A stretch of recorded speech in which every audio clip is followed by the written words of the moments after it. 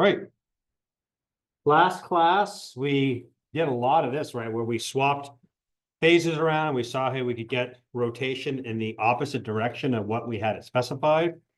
And just to kind of reiterate, all we're doing, right, is to figure out what the direction of positive current flow into any one winding.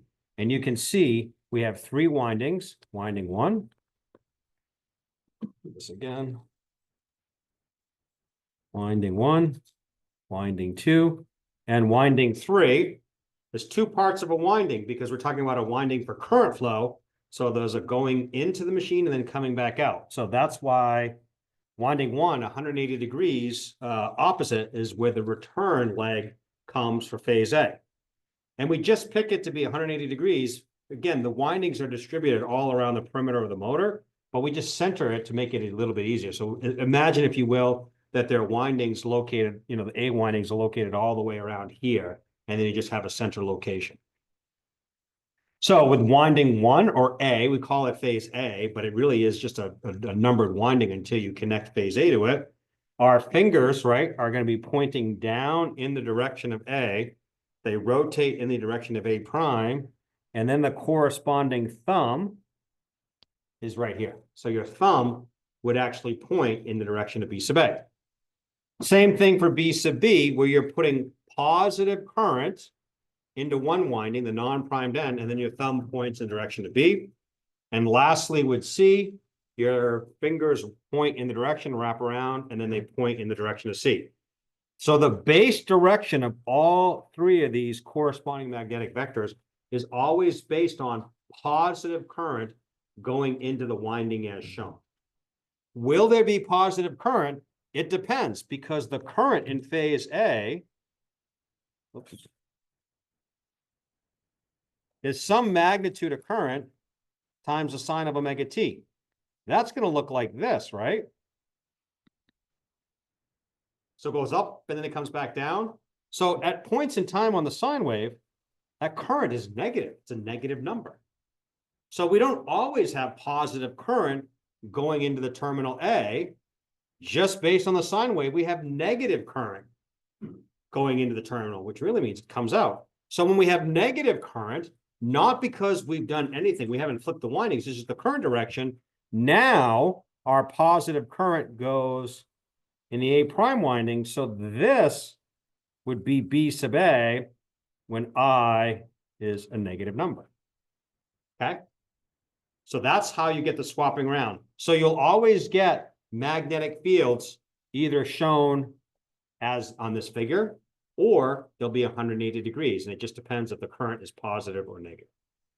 So here's the other important thing about doing these, because it's really helpful to understand.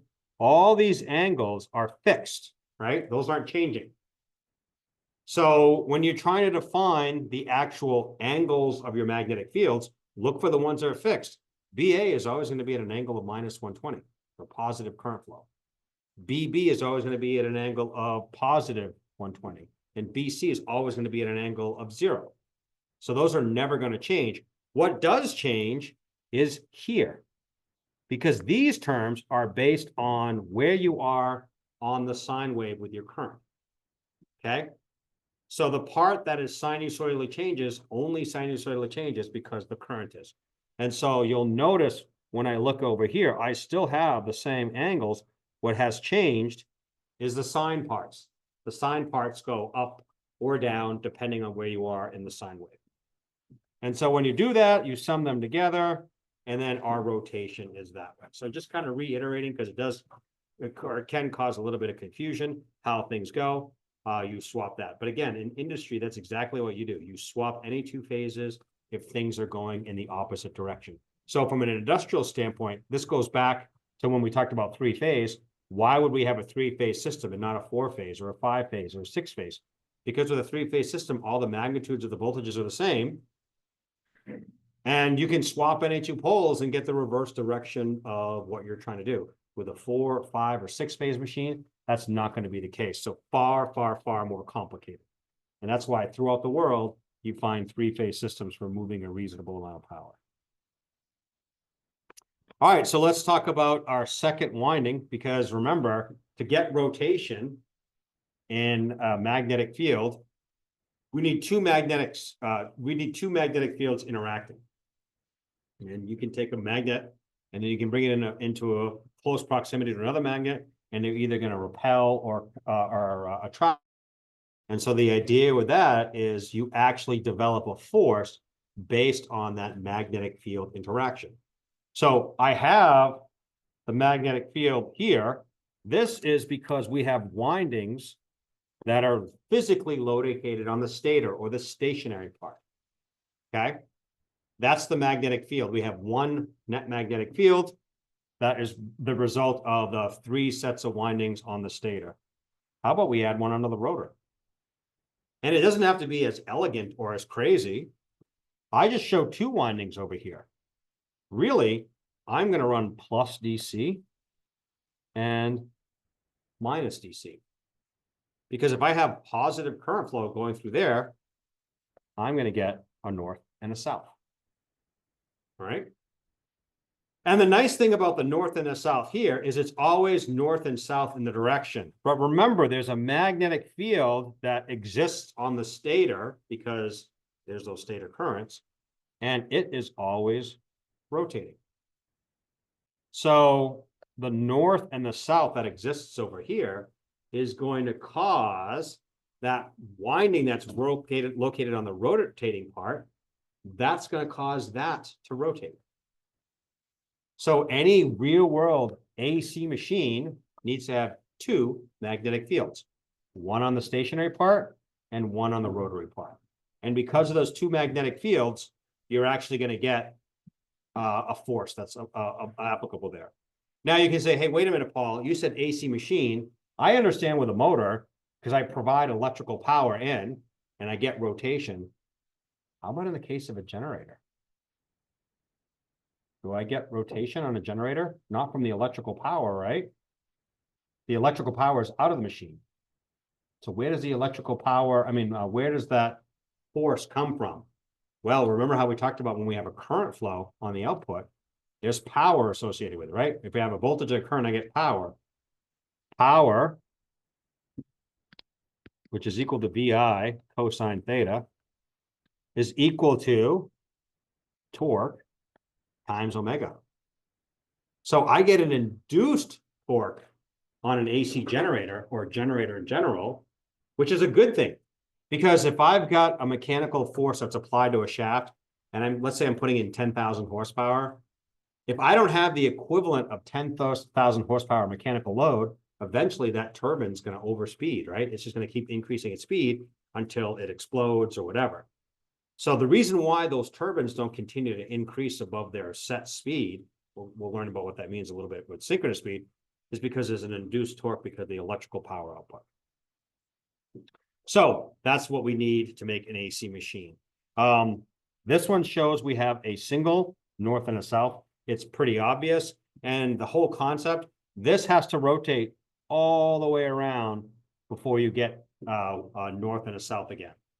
So you need 360 mechanical degrees to equal 360 electrical degrees. Talked a little bit about that.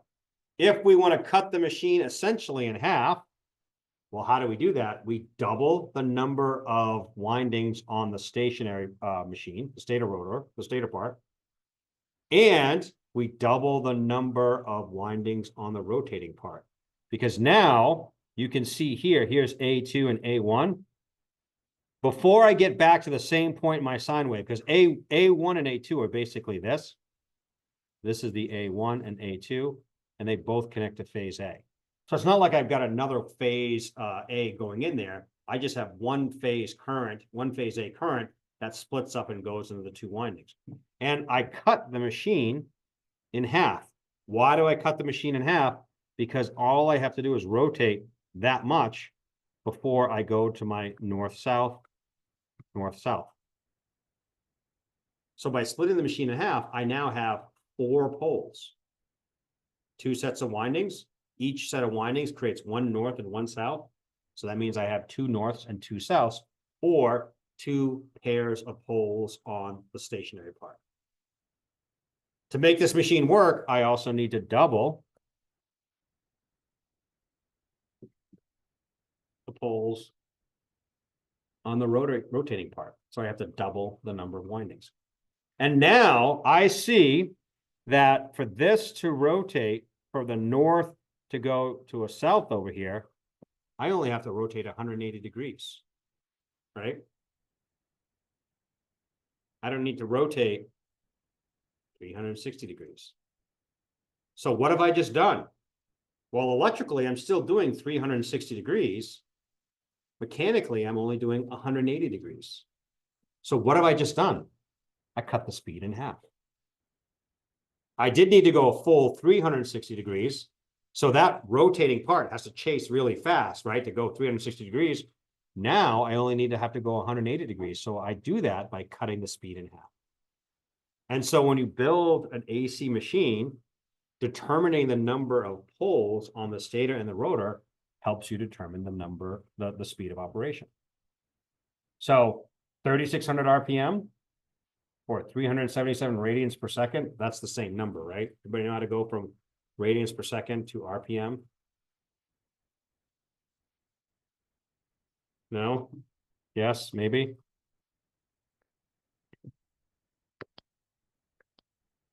What's going on with my pen? This is got a new battery. I don't know what is going on.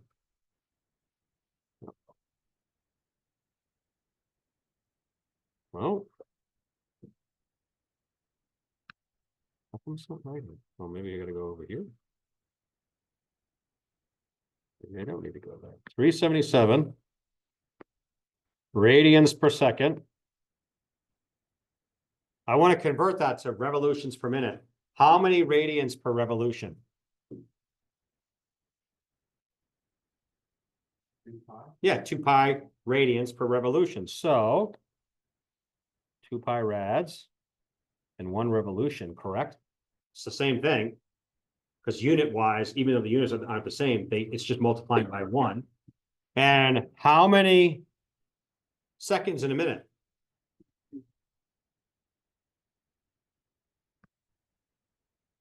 So cancel out my units, rads and rads go away, seconds and seconds go away, and I'm left with 377 times 60 over 2 times pi RPM, which is another way to say 377 times 30 over pi. What do you think that's going to become? Anybody want to guess?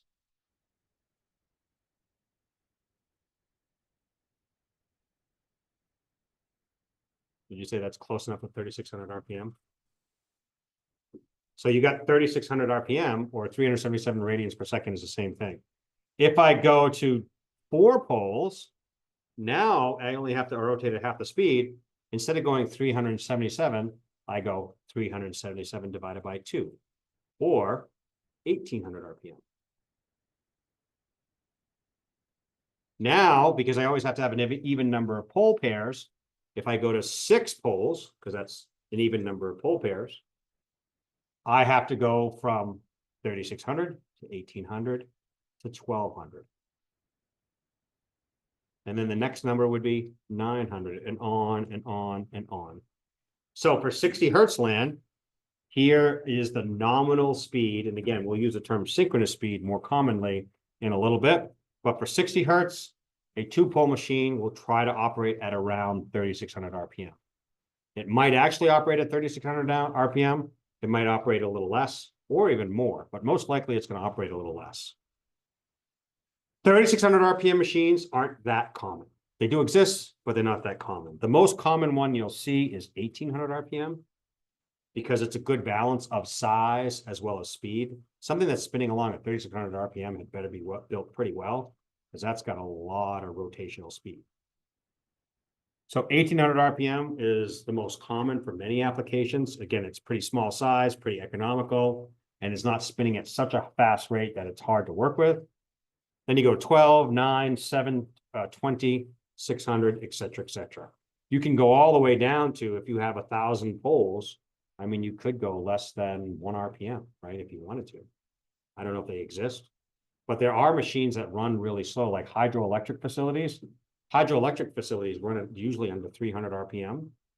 There's a couple reasons for it, but the biggest reason is because the water's got to go down, from a high point to a low point, and water's got a lot of energy, but it's going to be slow, even with gravity, right? It's going to put a lot of torque, but it's not going at a really high rate of speed.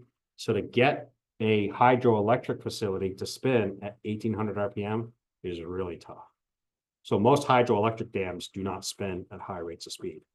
And the downside of spinning at such a low rate of speed is those things have monster amount of torque, right? Think of the example of your car. If anybody here has an a manual transmission or an automatic that you can control the gear you're in first gear, and if you're pulling something behind, you have a lot of towing capacity to pull something, right? You put it in fifth gear and try to pull that same thing, it slows down pretty quickly because the torque, it's designed for higher speed and not for high torque. So these hydroelectric dams are really, really physically big because they have a big shaft to be able to handle or manage that amount of torque. In Europe, obviously the frequency is different, 50 hertz. So our speed's going to be different. And these are called synchronous speed because that's what our AC waveform is rotating at. And then what our AC waveform produces a magnetic field that it rotates that. But those magnetic fields always spin at synchronous speed. Okay. So we have some generic equations. Our angle, if we ever need it, which we often don't need, but if we need to look at theta electrical versus theta mechanical, remember, by adding the number of pole pairs, electrically speaking, we redo our north and south. So we only have to do, take the mechanical angle, divide by the number of pole pairs, or multiply by the number of pole pairs. Electrical speed frequency, to go back and forth mechanical, again, multiply by pole pairs. Omega is in radians per second. So that's where the omega term is. So again, multiply by pole pairs. And then electrical frequency, N sub M, this is in RPM, right? So that's the RPM. And if you wanted to convert frequency or convert it from synchronous speed, you have to include the 60 in there because of the 2 pi R thing. So here are a couple different rotor configurations. You have a salient pole and a round rotor. Salient pole, this one is pretty much built by a bunch of plates that are laminated together, and then they just kind of press it into some sort of compression plate, and then they bolt it all together. It's the same thing as this radiator that we see in the room. These are just individual sections. They just put them under pressure. They stick a long threaded bolt through, and then they bolt it in place, and then it stays at that level. So by far the most common, because it's pretty cheap to make, you just have a machine that stamps out plates you get a solid sheet of iron, and then you just have it stamp out in this pattern, and then you just line them up and connect them. Over here is a round rotor design. That literally is just a hunking piece of iron. And you mill out, it's hard to see, but where this red part is, you're actually milling out the place where you're actually going to poke the windings. Over here, I can stuff windings pretty easily inside those channels that are available to me. Okay. So salient pole tends to be for slower speed operation. Why? Because it's a bunch of plates that are stuck together. So it's easy for them to vibrate and separate apart. The round rotor design is a very beefy, robust design. So it's all a big piece of iron. So you can spin that at a pretty high rate of speed, and it's not going to have any issues. So just a physical size thing. The one on the left is the turbine-driven rotor. Again, that tends to be for higher speed, more power applications, like bigger units tend to use turbine speeds, like gas turbines might be 200 megawatts. That would most likely be a turbine-driven rotor. Whereas a salient pole, again, really good for applications because you need a lot of physical space, like in the case of our hydroelectric. And because we're spinning at a lower speed, then we don't need that force, that capability. So we would run a salient pole rotor for slower speed applications. Turbine-driven rotors are much more expensive to make because if you think about it, I can go, it's not that easy, but I can order a roll of steel and put on the back of a flatbed truck, and I can have it delivered. If you've ever seen videos, you see a big coil all wrapped up, but it's held together, it's bound together.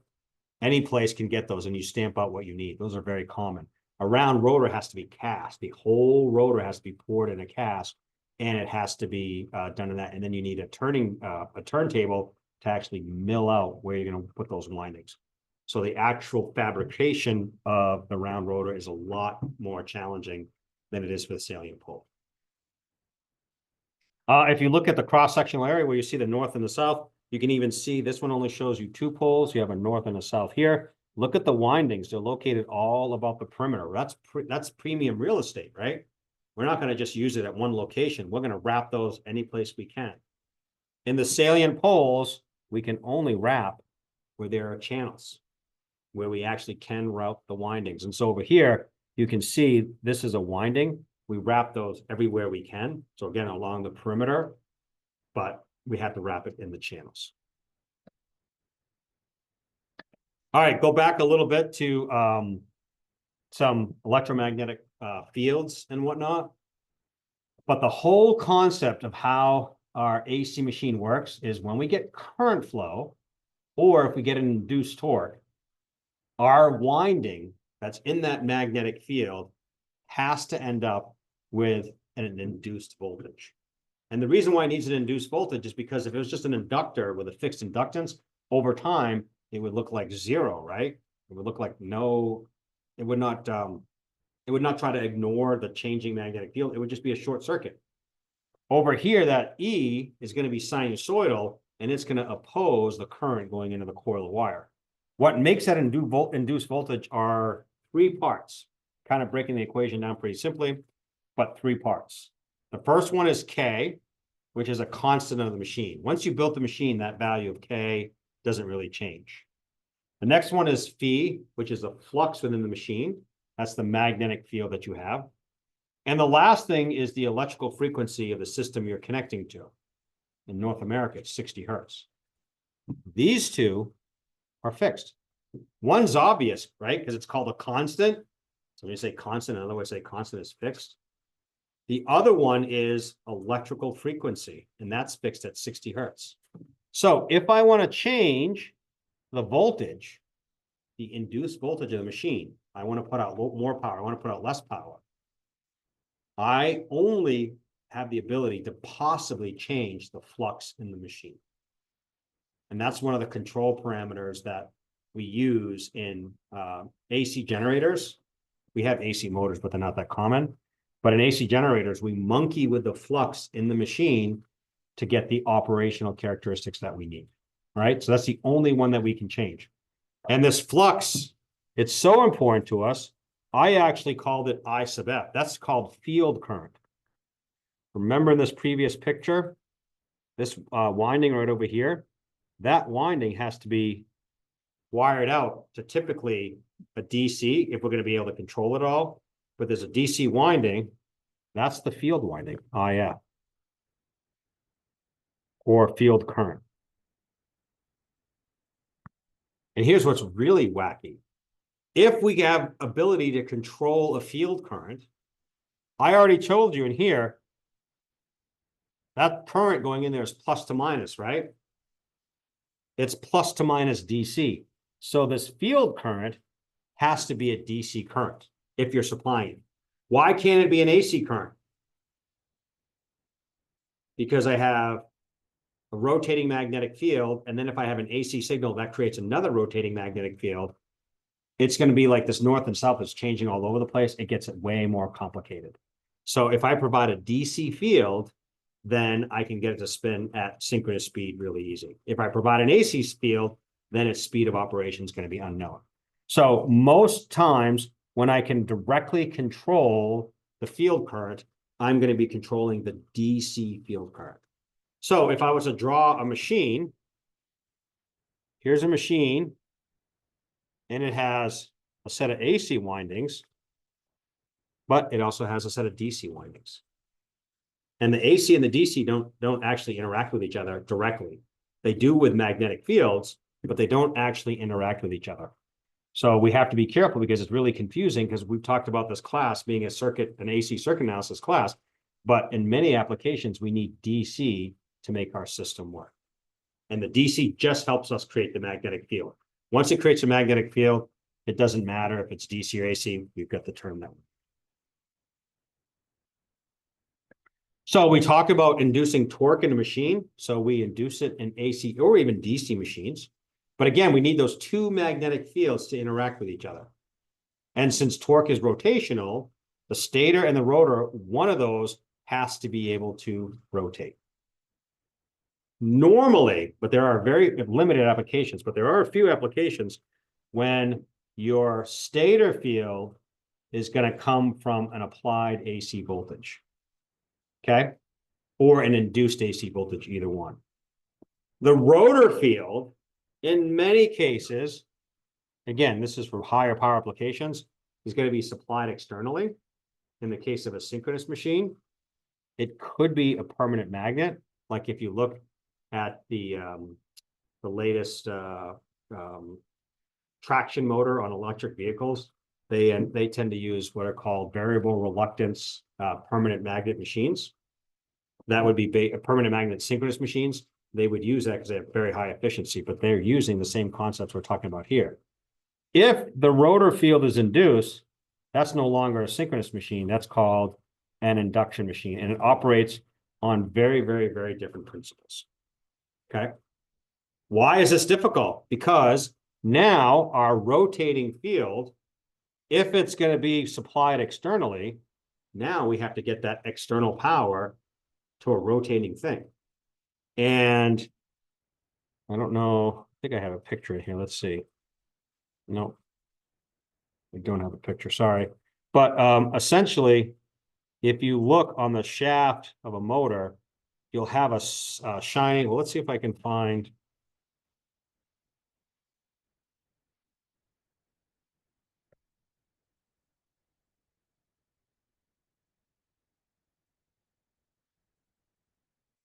Excuse me, AC machine.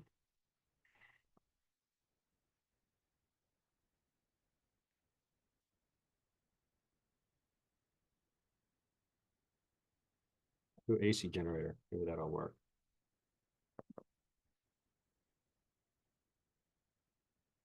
Not really showing it all that well. Yeah, let's see. Here we go. This one will work if it comes up. And it's hard to see. I guess I thought it would have been zoomed in, but you can see this shaft here is made out of copper. And this one here has a connection that goes into the rotating part. Over here are carbon brushes. Carbon is conductive. So you would actually run a current, a DC current and voltage, I guess, into these, and then they would connect upon here, and then they would move power into the machine. Normally, a better one, let's take a look at this one. So this one, it does a really good job. You can see the brushes right here, and then these sliding along are the slip rings, and then that's how you can get, this one's a three-phase machine, which you can have, but normally you just see the two phases, and that's how you get power, brushes and slip rings, from the stationary world to the rotating world. So really important for understanding that. Last few slides. My clock up there is wacky. Oh no, it seems to be working back. Seems like the minute hand is dying. So how do you get magnetic torque? Because you have magnetic fields interacting. Remember, take two magnets that have a north and a south, and either try to put them together or pull them apart, and see how much energy it takes you to be able to pull that apart. And why is that important? Because we can use those reaction of those two to develop what's called an induced torque. And the induced torque is all based on the two magnetic fields, the rotational magnet, the rotor magnetic field, and then the net magnetic field, which is found by adding B sub R and BS. So if I add BS here, that equals my net magnetic field. And then there's an angle between the two. If the angle is right on top of each other, how much do they attract each other? If I have a north and a south lined up with a north and a south, they're perfectly lined up, right? So there's no reason for there to be a lot of force to pull that along. So when they're right on top of each other, there's no induced torque because they're lined up. When they're completely separated from each other, like in the case that it's 90 degrees away, They want to be lined up with each other, but they're as far away as they can be. So there's a tremendous amount of torque that is trying to be produced. And so that's why we need to add this term sine delta, because sine of 0 is 0 and sine of 90 is 1. Why not go, what if it's all the way down here? What about over there? Well, in that case, it would be 0, and then perhaps it would want to go in the opposite direction, right? So the torque would actually start to go in the opposite direction. It would actually have it spin the other way, which you never want to do. So the angle should only be between 0 and 90 degrees. And so how in the real world you get more torque out of a machine? You put more energy into the system. What's another way to say energy into the system? How about you put more fuel into the system, right? More fuel in the system transfers into more energy, more power, more horsepower, right? That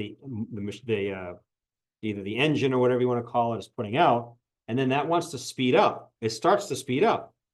Well, why doesn't it continue to speed up? Because at some point, the angle between these two gets to be so great, I put more fuel into the machine, it has more output power, but now I've sped up relative to where my net magnetic field is, and now I'm inducing more torque. At some point, the induced torque is going to match the applied torque, including what you just added in, and then they will spin at the same speed. Okay? And that's actually a good thing, because you don't want to keep having the machine spin up or slow down. Remember, we talked about vibration.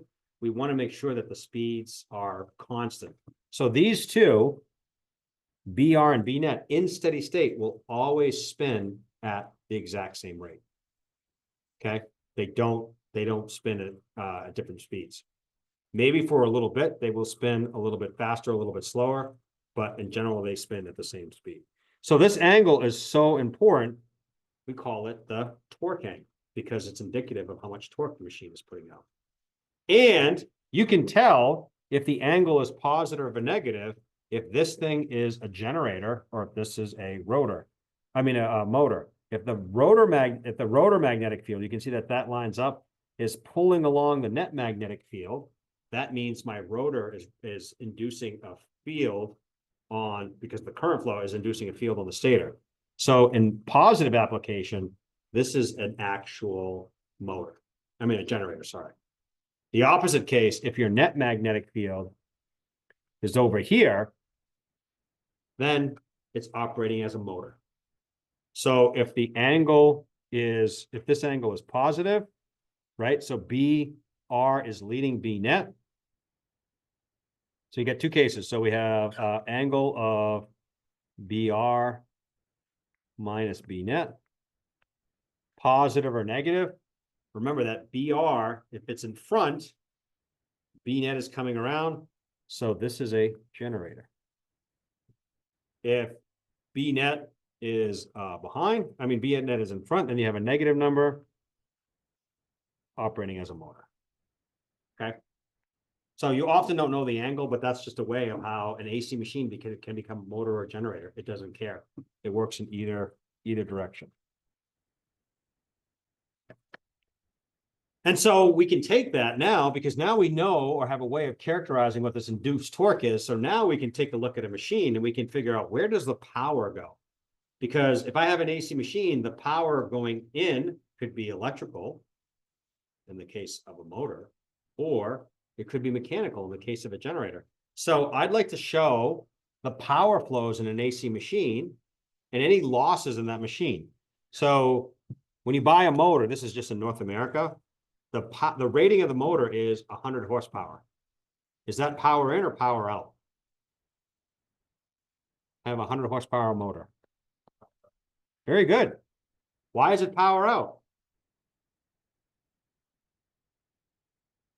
Because our mechanical engineering friends don't want to buy a motor that produces 100 horsepower, but that actually is input power. They have a load equivalent to 100 horsepower. So why do they have to worry about the losses in the motor? If it's rated for 100 horsepower, that's what it can deliver on the shaft. In the generator case, so this is P out. In the generator case, the generators are rated in watts or megawatts or kilowatts. So let's say it's 10 megawatts. That's also an output power. Because if I'm buying a generator, I want to know, hey, this generator can provide 50 megawatts or whatever I need. I still have to design the mechanical system that can, operate this particular one. But whenever I buy a motor or generator, it's always output power, and it's either horsepower or watts. If you live in Europe, they both use watts. So you see motors rated over there in kilowatts, essentially is what their nameplates say. Over here, we use horsepower. Where do we have power losses in the machine? You get copper windings, right? The stator windings are made out of copper. So you get some I squared R losses there. You have core losses, just like in the case of a transformer. If you have any eddy currents inside the iron, it's going to generate heat. So we get some core losses there because of eddy currents. Now, because we're having a machine that can rotate, we have friction and windage losses. Friction is the shaft is rotating, and the material that's on, I guess it just started snowing, and the material that's on the shaft, air, for example, creates drag. Is that believable or not? Does that create drag? You don't believe me? Go ride a bike at 50 miles an hour and feel how hard it is. You feel the wind blowing on you. It's pretty good. And then if anybody's been to the beach and you get windburn, that expression, that's just because the friction from the wind blowing over your skin, it actually will cause a burn on your skin. So you've got windage losses, and you've got bearings, right? You got bearings that keep the shaft in the center position. So you get some bearing that causes losses. Those are lumped as mechanical losses. You can reduce windage losses in some really large generating facilities, like if the rotor shaft is really big. It's so important to minimize the losses. They actually don't run air on them. They use hydrogen. Why do you think they use hydrogen? Where does hydrogen end up on the periodic table? Spot number 1. It's a very, very light material, right? So there's hardly any windage losses when you use hydrogen, as opposed to air, which is a mix of all different kinds of gases. And so it actually is worthwhile to you to run a lighter gas on some of these bigger shafts. You actually save money. Problem with hydrogen, though, is it can be flammable. So you might not always want hydrogen on top of something that is potentially a fire hazard. You can have some issues, but they do have those. They're not that uncommon. And then because motors have so many different things happening, you've got a category of losses I don't even know how to characterize. So we'll just call those stray losses. So our power flow diagram looks like this. Can you tell? Let's just say that I took that word out. How can you tell that this is a motor? Or can you? Yes, sir. Well, give it 4 times the, I guess, RPM or rate for them. That's exactly right. Output power is mechanical, isn't it? It's a load torque. So that means it's a mechanical output power. Look at the input power. It's electrical. So you can either tell by what's the input power, it's electrical, and the output power is mechanical. Either one will tell you that. Because when we're talking about an AC machine, you're most likely not going to have electrical power in and electrical power out. They do have things called frequency converters or rotary converters, but they really don't exist anymore because we have power electronics that make that work for us. So you can tell it's a motor by either one of those. And then I've got some copper losses here. And then at this point, once I get through the copper, now I'm through the winding, and all this power now is going to be converted from the stationary part of the world to the rotating part of the world. That's why we called it converted power. And the power over here is going to be an induced torque times the mechanical speed of operation. Now we've got some core losses. These are still electrical losses because we have a winding inside the rotary part. So we get losses there. Now all the electrical losses have been accounted for. Now only have mechanical losses. That's friction and windage and bearing. So we get mechanical losses. And then the ones we can't characterize are stray losses. And so if you look how much power is going in. It starts over here. And then each time I take a chunk of power and I subtract a loss and a loss and a loss until I get to an output that's going to be less. And you can solve for that by efficiency.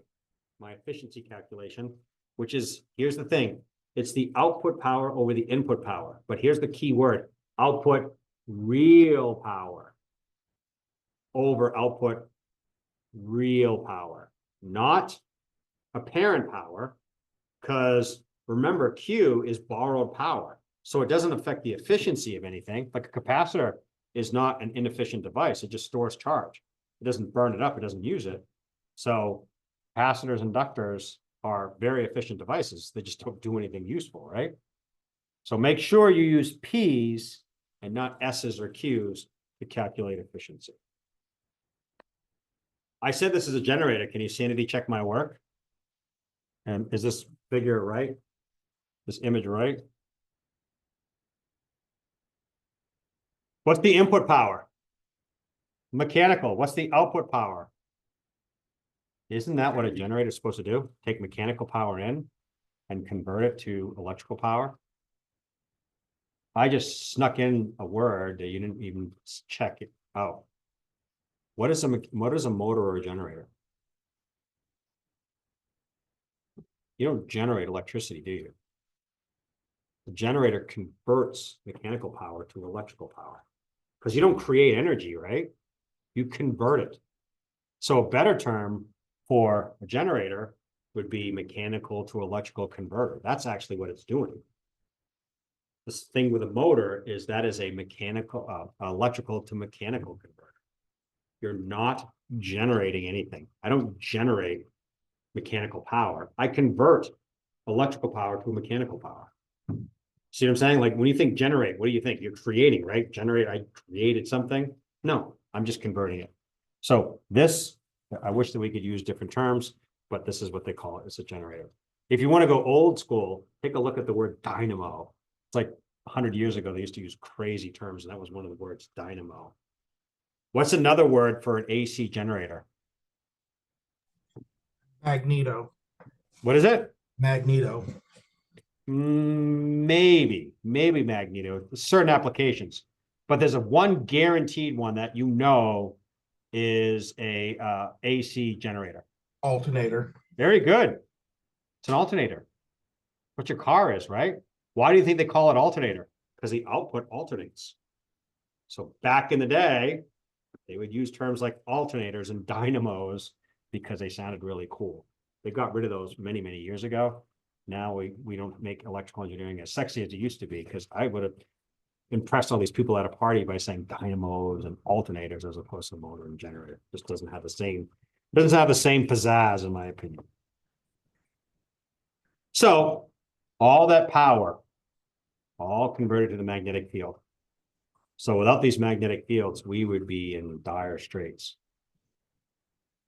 Because that's really the only, I mean, you can do piezoelectric to convert mechanical to electrical. I don't know, you probably can do it backwards, but we're talking small potatoes, very, very little bit amount of power. And remember, how many people here use wireless charging on their cell phones? They have a charging pad. Just one of you? Two? High techies, early adopters. I'm still going to plug mine in. But yeah, that's the same thing. You have a little pad, right? Like some cars, I guess now even have them where you can just put your phone, and you got to put it, I guess, the right way up or the wrong way. I don't know which one it is, but you put it the right way up and it just charges, and it does it through induction charging. Induction sounds awfully close to inductor, right? And what does an inductor produce? Magnetic field. So all that energy transfer from your phone is just like working like a transformer, essentially. The primary winding is the inductor that you're setting your phone on, and then the other side is the other inductor for your cell phone, and then you just charge energy through there. There is losses there too. Oh yeah, there are lots of losses. So that's the other bad joke is hands-free charging is really great, except it's not as efficient as if you just plug a wire in, right? I mean, you're not losing tons and tons of energy, but it's not as efficient as if you plugged it in. But you're trading that for convenience. You're trading that for convenience. And that's the whole thing about inductive cooktops. Anybody know that they make cooktops that use induction? You gotta have a special pan. What is that doing exactly? What is inductive cooking doing? Turns the pan into the burner. Say that again, Arthur? It turns the pan into the burner, was my understanding. Yep. It doesn't complete the circuit because there's no wire between the two, right? Inductive cooking means, another way to say eddy currents. You're just inducing eddy currents in the pan. That's why you got to use certain steel pans, right? Yep. Like stainless steel sometimes work, but it might not have enough iron in it. And so you've got to have pans that are rated for that. So you're just inducing eddy currents. So exactly what you don't want in motors, generators, and transformers is what you actually want in inductive cooking. And they tell you, oh yeah, you can put your hand on there and you won't burn yourself. You're right, you don't burn yourself, but there's pretty high magnetic fields. I don't know if that's necessarily good for your body to be exposed to that level of magnetic fields. It's interesting because years ago, people used to complain about the fact that there were overhead transmission lines and they were getting cancer and all that stuff from the magnetic fields. And now people are putting inductive cooktops in their houses. And Wi-Fi, what's that? Wi-Fi. Wi-Fi, yeah. Anybody here doesn't have Wi-Fi at their house? We all have cellular, unless you live way, way out where you don't get cellular access. Do you remember years ago going into a building and they would say microwave oven in use? Yep. Now, forget about it. It's too important for me to look on my cell phone. Don't worry about that, right? Well, that was for pacemakers. Yes. Now they're all impervious to that and all that stuff. So, okay. Questions on that? Because we need this. We need this bad to be able to go forward and figure out induction motors and synchronous machines and all that stuff. If we don't have a good understanding of where these magnetic fields come from and how they work together to produce what we want, it really makes things very, very difficult for us. Can you or are you going to talk about flux weakening as a speed control methodology in AC motors? I probably won't talk too much about it in this class because that is another more advanced topic where you're trying to get into the more of the magnetics of it. You can get into flux weakening. It's just that you really need to understand electromagnetics for it. And for what we're trying to do in this class, which is again, just get us some exposure to some of the equipment that we would see in an AC world, we just use standard basic machines. But yeah, there are all kinds of different options to, have more advanced controls.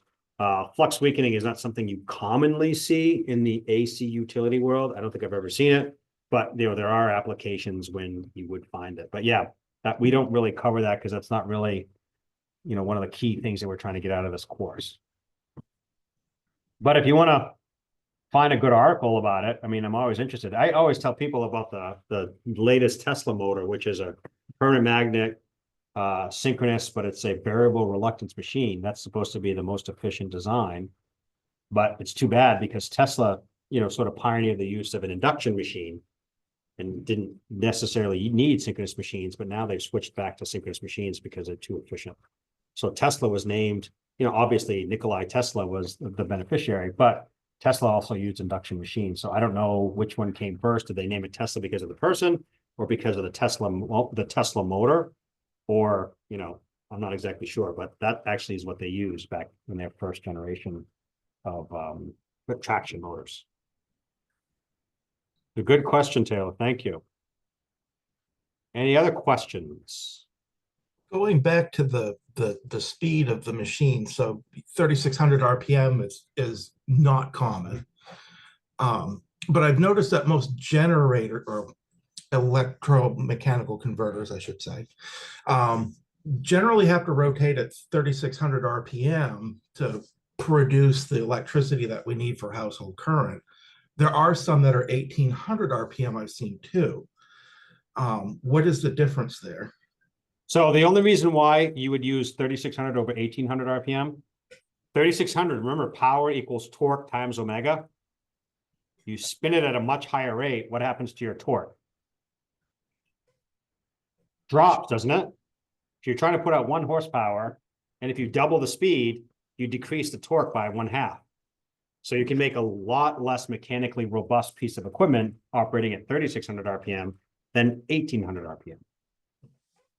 So I don't know about the electrical converters. Most of the stuff that I've seen for household use, it's just basically a little power electronics power supply. That's all it is.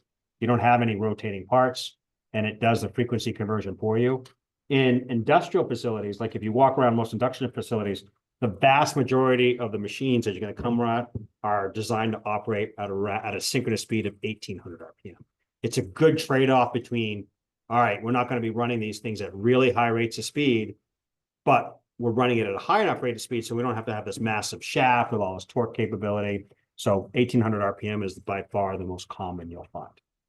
And you can tell if you look at the nameplate of a motor, it usually tells you speed is around 17 something, like 1750, 1775, that type of stuff. If it tells you 3500 and change, that means it's designed to operate at 3600 RPM.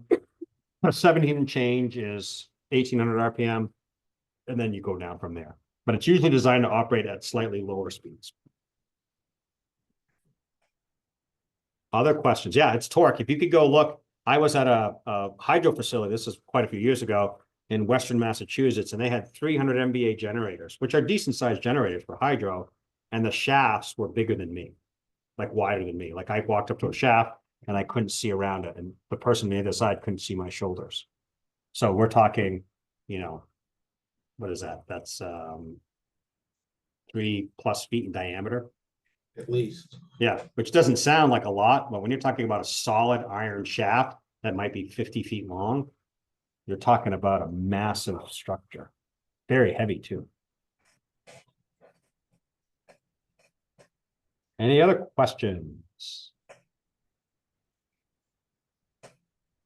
All right, well, there is a homework posted, right? So hopefully you've started on that and you get your tests in and everybody's more confident about the material. I talked to a few people before class, so hopefully you're feeling better about the tests and you're learning a material after doing that. So that was part of the intention as well, so. But with that, I have nothing further, so I will end the class unless anybody has any other questions. All right, no other questions. Have a great day, y'all, and I will see you next week. Take care, everyone. All right. See you later. Take care.